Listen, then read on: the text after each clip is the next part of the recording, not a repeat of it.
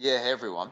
So, as we've talked about in the previous couple of topics, we've basically talked at a high level about Linux packages, just what the commands are, command lines, terminals, and whatnot. So, today we're going to get a little deeper into that. Specifically, we're first going to start with this package concept we were talking about.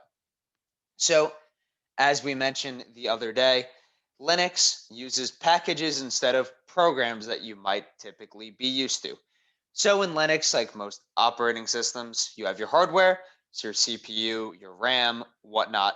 You have your software, so that's app software, device drivers, and whatnot. And then you have your kernel. So your Linux kernel is basically your interface between the two. So basically, as I was mentioning, these packages are your software. So you have some software packages natively installed as a part of the Linux distribution, and others you have to install through something called a package manager. So that package manager, it really provides you those programs, applications for installation through some sort of command line, which is what we're using. So through a package manager, you can install, remove, update any sort of actions basically on these software packages from that software repository, which is basically the internet. So on my left, as we talked about, I have my Red Hat distribution. Red Hat uses something called Yum as its package manager. So one example that I want to run right here. So if I run a sudo apt, or sorry, sudo yum upgrade, you'll see once you run it, if you're following along with a Red Hat instance, you'll have packages to upgrade. So Yum out of the box automatically basically downloads any new package information from the internet, upgrades it, and then it's going to remove any obsolete or old packages from the system. As you can see here, I have nothing really to do with that. Great. So we're good with that. Notice how I use the word sudo right here. Your question might be, well, what is sudo? So if I run yum upgrade, look what happens. This command has to be run with a super user.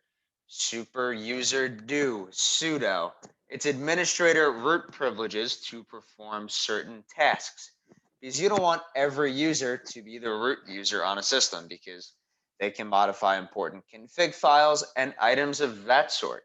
So with that sudo command, you get these elevated privileges for modifying specific files, packages, and whatnot with that. So on the right side of my screen, it's a little different. We're using Ubuntu, which uses apt, so this advanced packaging tool. So basically any sort of Debian distribution, so Ubuntu is an example, we'll use apt. Yum is usually just Red Hat. You may have heard of apt-get. I'm used to using apt because typically from what I've seen as a best practice, apt is supposed to be for a user and apt-get is supposed to be for the system. They perform the same package management tools, but apt is a little bit more user friendly. It has like a status bar that tells you how like much longer you have and items of that sort. So like I said, apt is a little different than yum. So if I do a sudo apt update, it's a little different than what we're used to. So notice here, what it's doing is it's downloading package information from its sources. So specifically, you can look, it's the internet. Everything's up to date. Um, Yum, as a different item, automatically downloads that package information once you run a command like this. So now that we have everything, we can run sudo apt upgrade, which, oh, sorry, upgrade. PG, awesome. Sorry about that. So there's nothing to upgrade, but basically what it's doing is it's actually installing those newly downloaded packages. Yum's a little more powerful because it does it in one command, but you kind of get the point with that. Once again, sudo, so sudo is Linux specific, not Linux flavor distribution specific kind of thing. All right, thank you everyone. Enjoy the rest of your day. Bye.